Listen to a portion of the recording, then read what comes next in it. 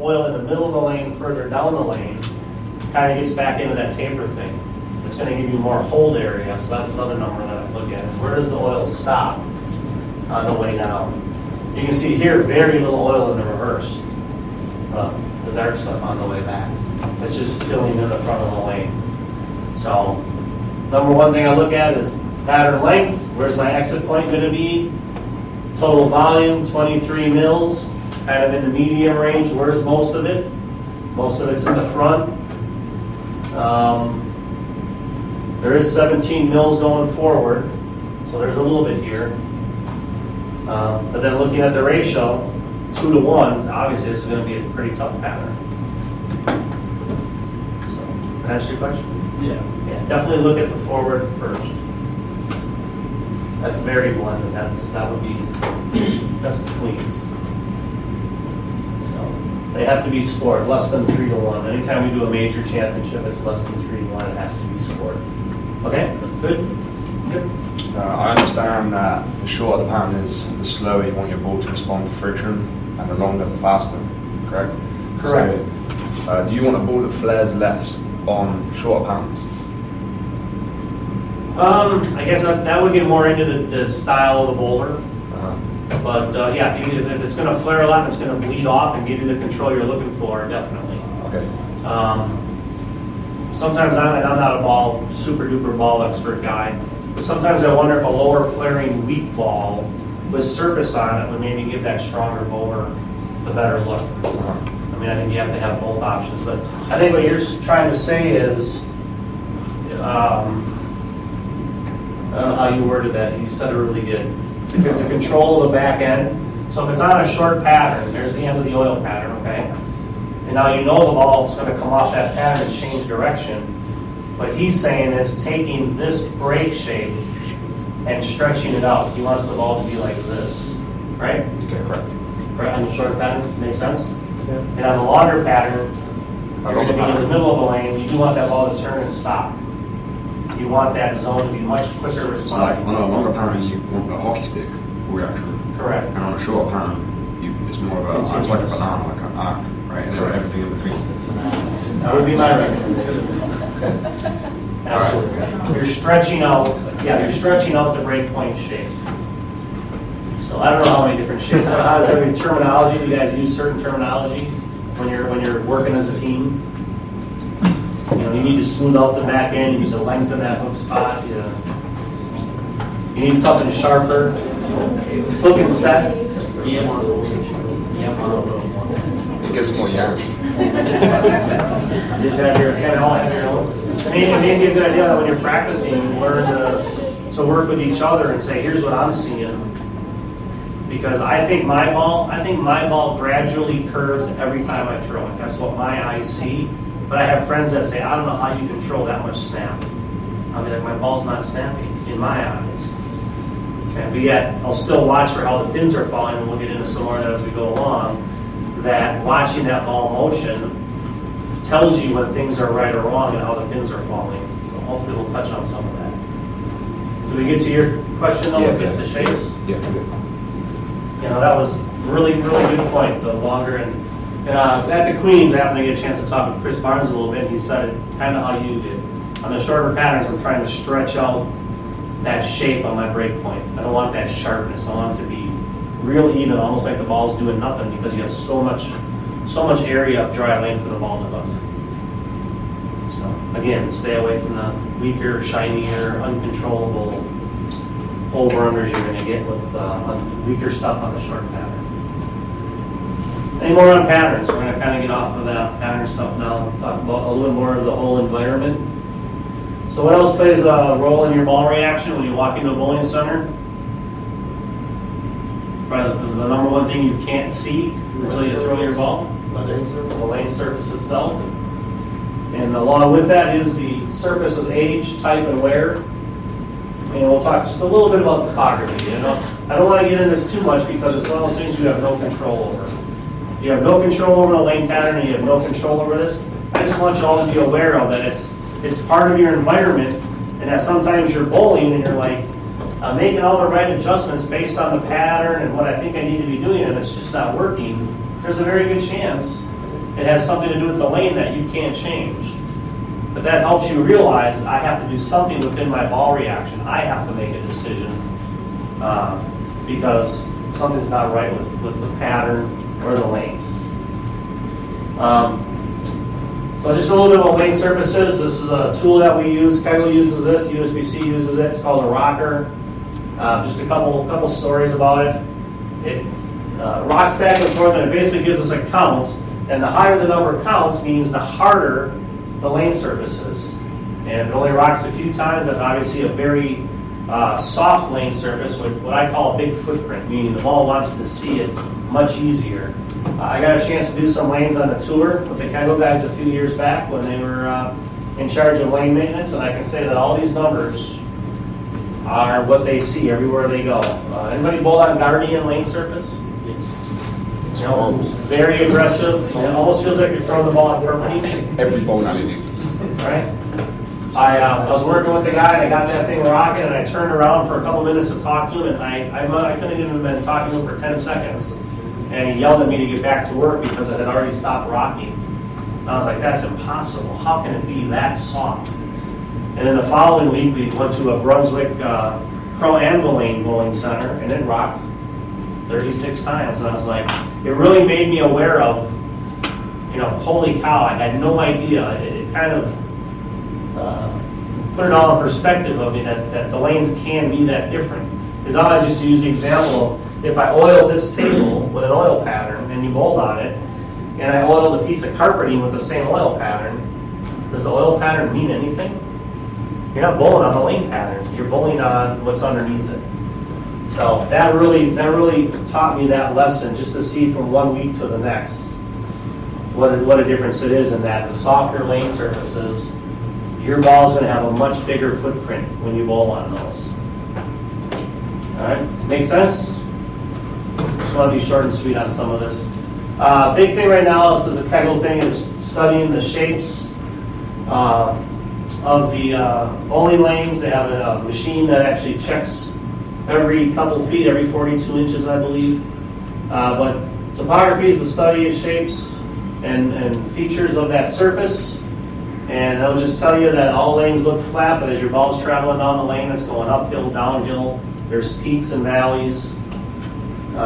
So no matter how we oil a lane, no two lanes are ever going to play the same. There's always something about them that are a little different because none of them are flat. They had yet to find a lane anywhere in the world where everywhere they checked, it was flat. There's always some type of topography in it. So that's just a little graphic they put together, looking at this hillside. The lane can be tilted. The lane can be tilted one way or another. I'll tell you a little story about that in a second. You can have depressions in the lane. The lane can have crowns where there's a hump in the lane, or it can have a combination of all those things. Kegel did a study down. They have lanes down in Florida. They can actually tilt them.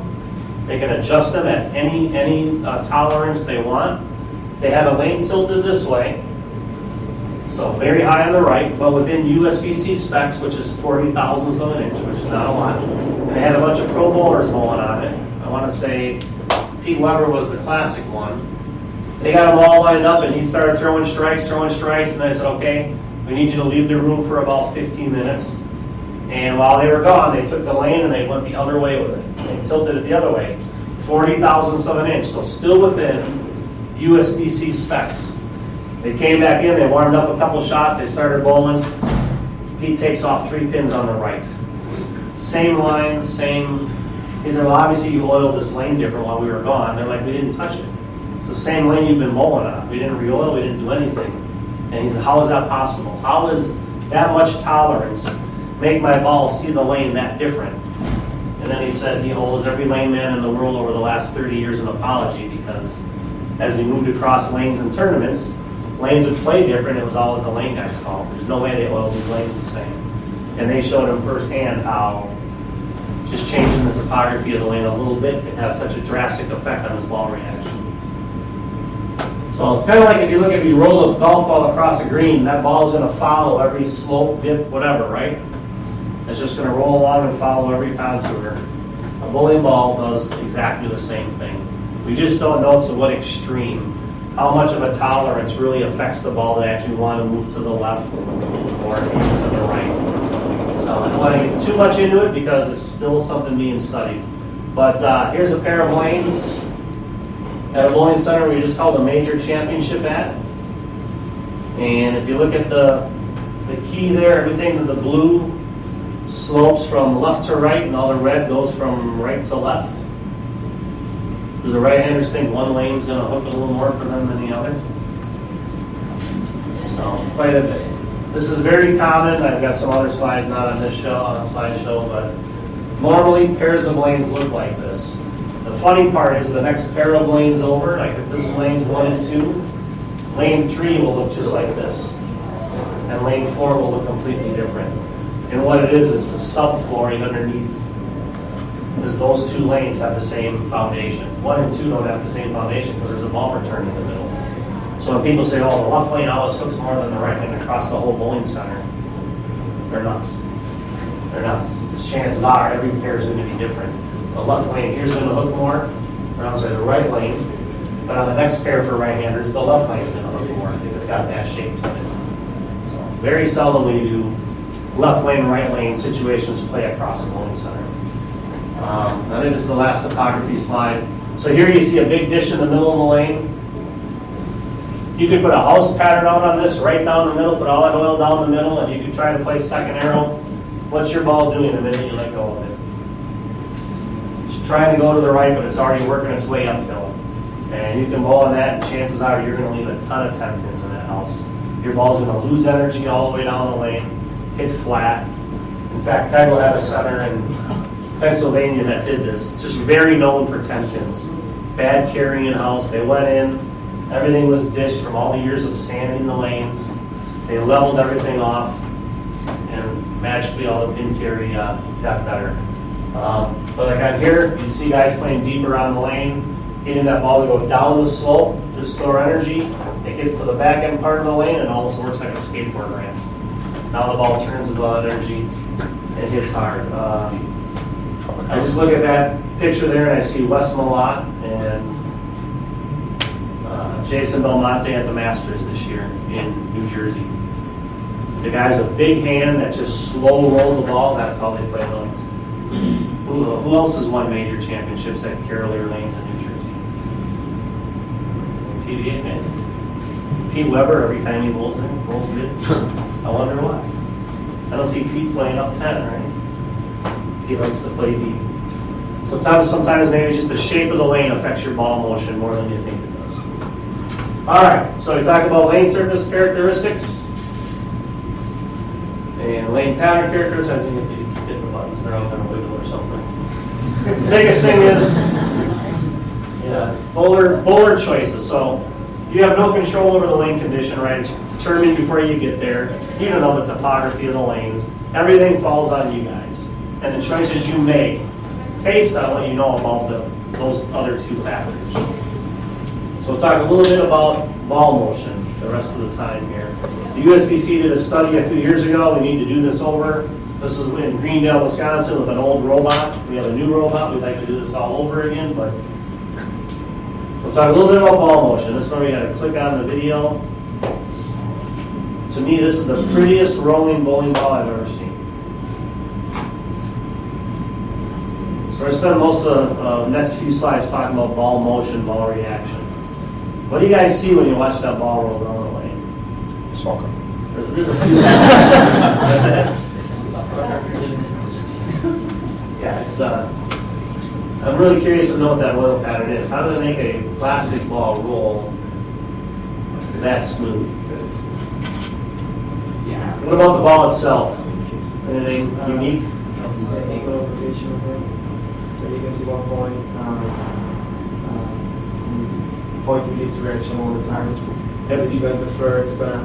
Talking about the dot on the side? Yeah. Yep. Yeah, it looks like that part of the ball is drilled right on his axis point. That's why we're showing this. Just watching the way the axis of the ball rotates and migrates. Kind of almost like the ball stands up, right? You're about to shoot 900. That's called, that part actually lays down. All right, next slide. Same slide, they just slowed this down. kind of cool looking because when they put it in slow motion, it looks like it's rolling backwards. So a little optical illusion there. But over the course of the whole lane, you see the ball skid, you see it start to hook and just have that nice continuous roll. And what's one key thing you notice here at the very end of the slide, or at the end of the video? There you go. The ball, watch the ball go off the lane. How many people watch their ball go off the lane every shot? Very good. That's not very many hands. Key thing is watching the ball the whole way. All right. Bowler factors, just fly through these pretty quick. Obviously, ball speed, low, medium, and high. How many people in the room feel like they throw the ball medium? That's it? Okay. Who's got high speed, high ball speed? You also have high rate? Most people say medium when I ask because they know they can always throw it slower and they know they can throw it faster. So I throw the ball medium because I know I can do the other two extremes if I had to. How about rev rates? Everybody understand their rev rate? Do the high-speed guys have high rev rates? Is there any way of estimating rev rates? There is. I've never done caps or anything like that. Yeah, I didn't. Everyone goes, oh, 3. I'll be honest, I didn't include it in here, but yeah, there's a way to tape the ball. Put the tape on the cap. Yeah, I've got another video in here we can look at. I've never done it, but you got to have a video camera that runs a certain It's got to be a good one. speed because you have to be able to slow it down and click one frame at a time. It's not very good. So it's not super duper. Jay, you've got medium. But there is a way to do it and kind of estimate. Anyway, the key thing we're talking about here is with the speeds and the rev rates is matching them up. If you have a lot of ball speed, 17, 18, you don't want to have a low rev rate. You got to find a way to get them all matched up so they work together.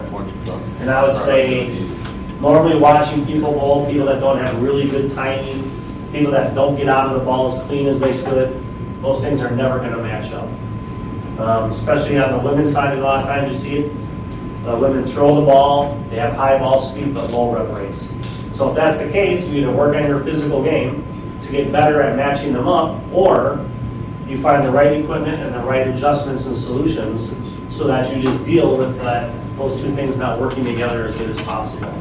So it's really key that you all kind of pay attention, kind of figure out where your game fits and realize you're rev dominant, speed dominant, or whatever that is. And we can watch that when we bowl later. But watch each other and see if there's a way to help each other out and figure. And most of the time, like I say, it's to get those things to match up with a bowler. When I'm getting lessons, I have to find a way to work on their timing or their release somehow to get those things to work together. I like to call the people that throw the ball without revs chuckers. Just kind of get out of the ball and fire it down the lane, but they need like 5 more revs if they're ever going to be a good bowler. So a little video on axis, same as the soccer ball. Everybody has their own axis point, kind of what you were talking about. You have to find that spot first. And that's just a visual of what your ball is doing as it's rolling down the lane. That axis point is rotating and laying down. And everybody's axis is different. We're going to get into that one a couple more slides here. Everybody understand axis rotation? What's that?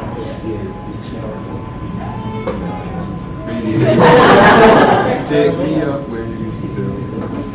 Does everybody understand axis rotation? Because we have quite a few slides about this, because I think this is a really important part of it.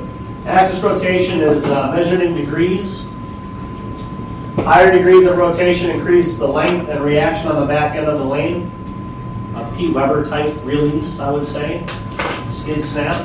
And lower degrees of axis rotation decrease length, so they make the ball roll a little sooner, which then creates a smoother arc on the back end, like you were saying earlier, stretching out that spot. So forget about the ball, forget about the ball's surface, just your release itself can do what you're asking it to if you get good enough at it.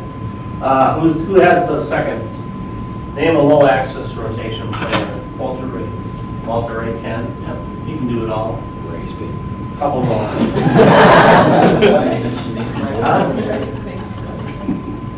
Oh, Michael Hoggins? Michael Hoggins Jr. Yeah, I know actually those guys can do everything with the ball, so that's just what you tend to see them. That's their A game. All right, axis tilt is slightly different than rotation. Tilt is more when the ball comes off your hand, how the ball is laying on its side. It's also measured in degrees. Higher degrees of tilt increase length on the back end. Lower degrees decrease the length and create a little bit earlier ball roll. But when you want to see the ball physically change directions at a sharper angle, it's done with rotation, not tilt. Tilt's just more of, the more you increase tilt, you feel like there's more oil on the lane. That makes sense? You get rid of your tilt, the ball just seems to pick up a little bit sooner. But rotation is the one that's easy to change. It's very hard for people to change the tilt of their ball. We have a few videos here. 0 degrees rotation. That's something that just rolls right up the back of the ball. You make it roll end over end like a wheel. And of course, no tilt. We'll just fly through these. And then it goes to 10 degrees. The person's starting to get around the ball a little bit. Tilt, it's a little bit more on its side. 30-degree rotation, the axis point starting to come back towards us. You see that? And no one's got more than 30 degrees of tilt. If you're in the 20s, you probably have too much. You want to be in those lower, just barely double-digit ranges. You start to get too much tilt on the ball, it just doesn't see the lane enough. 45-degree rotation, 60-degree, and then back in the day, Pete Weber was probably 80, 90. You release the ball, and then actually the axis was facing right back at him. The ball's actually rolling, you can't see the spinning, obviously. The ball is rolling perpendicular to the boards on the lane. So it's just skidding because it's not going forward at all. Make sense? The problem is, you get that going that way, when it encounters friction, what's it going to do? It just bounces, right? All right. So you guys get all that? Everybody understand all that? All right, here's the video. This is a gentleman, Dominic Kegel. This is a very old video. This guy used to be on the tour when he was a kid. Now he's just one of their employees and oil tester. And how much degree rotation is that, you think? Can you see the dot on the ball? 10 to 15, right? All right. Same day, same lane pattern, same everything. Open up them yams. Now what is it?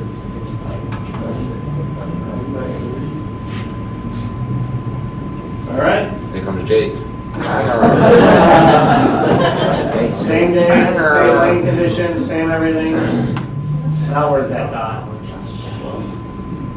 Pretty good bowler, right? These guys are Can really anybody good. else in the room do that? I can't. This is my normal release, and I can play my A on B game. I can get up the back of the ball, but I can't do that. The things to work on. These are just closer up. You can see the dot better. His hand stays behind the ball. So Eric, who is that? That is Billy Guthrie. Billy Guthrie. He never really did anything on tour, and then he became one of the early Kegel employees. And they would actually have him come out and take tapes every time they made a new batch of oil. He would go out, put it in the machine, run the machine, take tapes, make sure everything looked similar, and then they'd have him throw balls. He was their throwbot. He was their robotic bowler for a while. He helped test all the oils back in the day. I'm assuming they have different ways of doing it now. But really good player. So, yeah, go back that way. So that's about 80 degrees. I just think it's cool how he gets the ball at the same break point. I don't know what he's bowling on. I have no idea what the lane condition is. Tommy James. But I was told that when he did this, he needed like 7 takes. He threw all those shots one after another, struck on every single ball. It's like, that's just incredible. Anyway, you can see the axis rotation up the back of the ball, more around the side of it a little bit, and then obviously 90 degrees would be right on the hash line there, but that's about 75, 80 degrees. Just a key thing, there's just a few bowlers here. There's some videos to look at. Watch the ball roll, watch it take up. Nothing exciting, but I have a feeling that's probably the same day Billy was bowling. Everything looks the same there.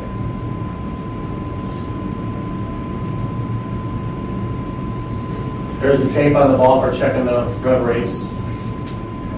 That's how they tape the ball up. Real easy to see that ball motion. Okay.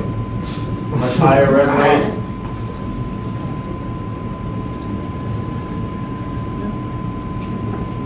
And you see when I let go of the ball, how that axis is sitting there stationary.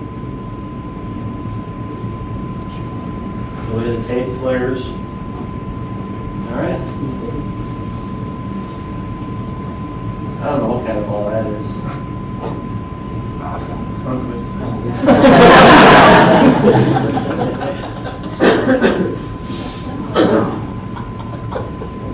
Really getting it, man. So compared to some of the other balls rolling down the lane, anything look different about this one? Just revs are a little tighter, right? Less tilt, right? The ball's not on a side as more. So even the person's getting around the ball, they have less tilt on the ball, so it just rolls so much smoother throughout the whole lane. Anybody know who that is? Tommy Joe. Yep. Shot Tommy.